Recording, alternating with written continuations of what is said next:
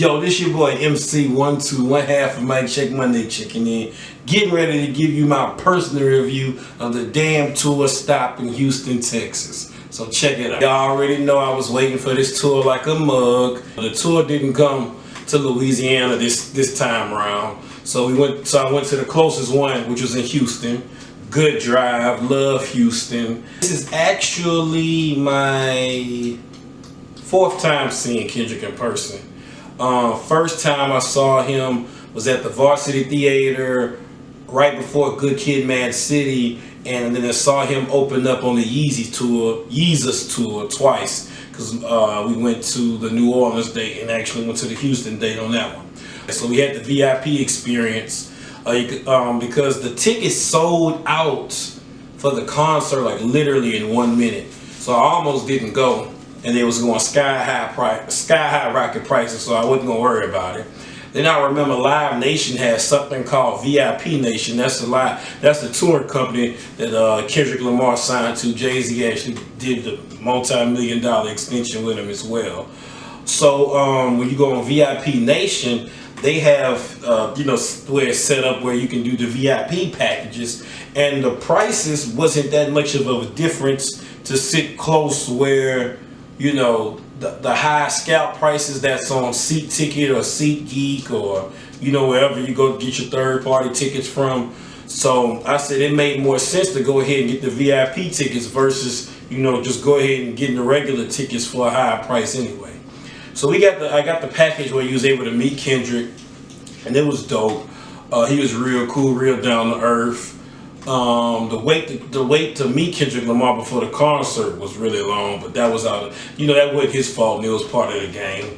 And part of the VIP part, you got this hat right here that I have on my head, and you got a tour poster. It has all the rest of the dates. And then you had access to a party where they had drinks, and they was playing old K-Dot music, so it was a cool vibe or whatever.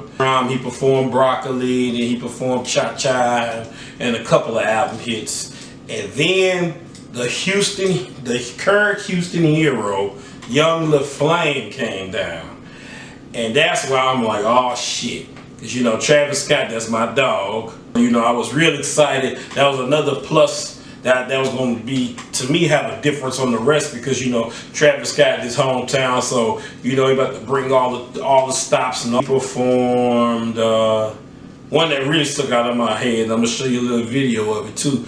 Butterfly Effect. That one went hard. He was actually on the goddamn Bird.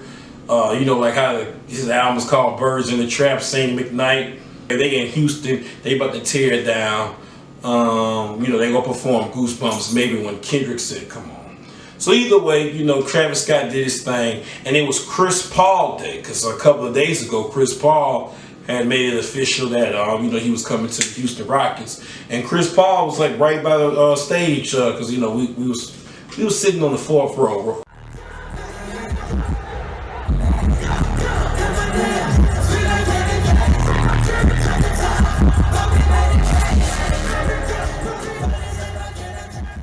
Travis Scott or Drum didn't bring any special guests, so I thought Travis Scott was gonna bring somebody out from Houston or something, or do something special because he was in his hometown. But he just did a regular set, and then your boy Kung Fu Kenny came out.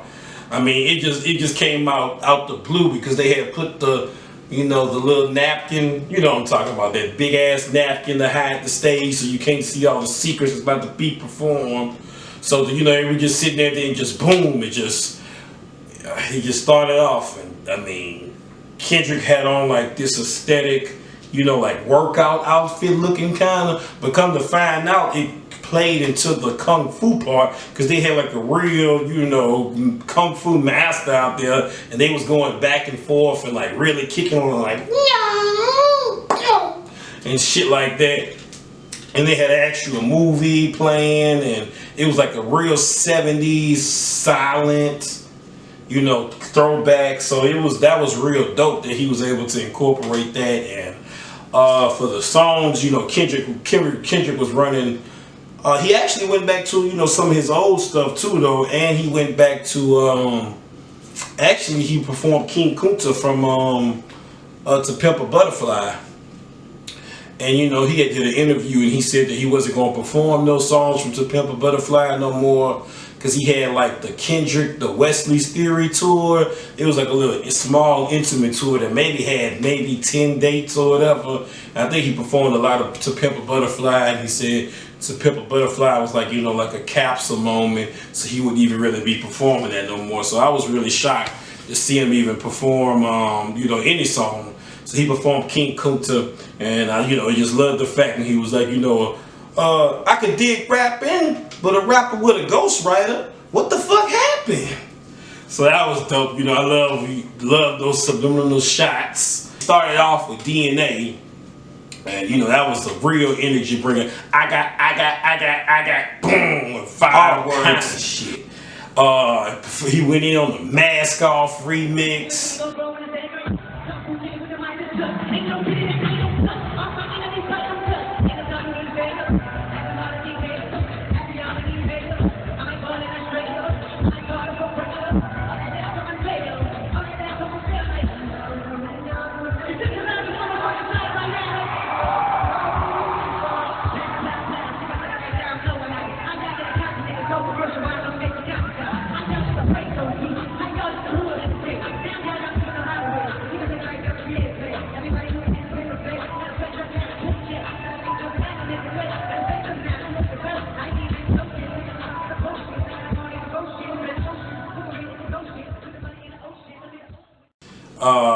I mean, it was just a banger.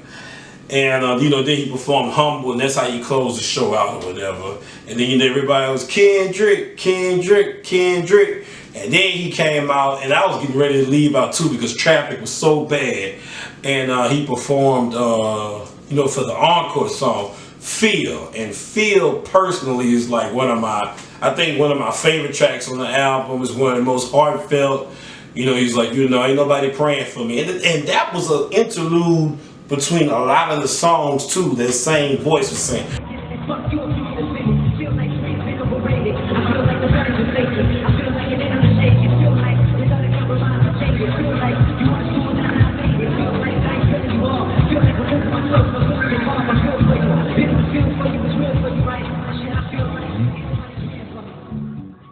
He performed that, and then he performed Guys. So, yeah, A+.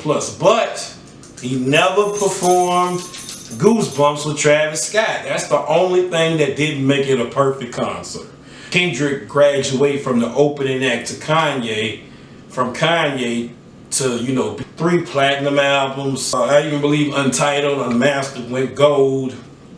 You know, Grammy Award winning, so it was dope to see his elevation matriculate on stage and also as a performer and everything too though. So, you know, kudos, salute.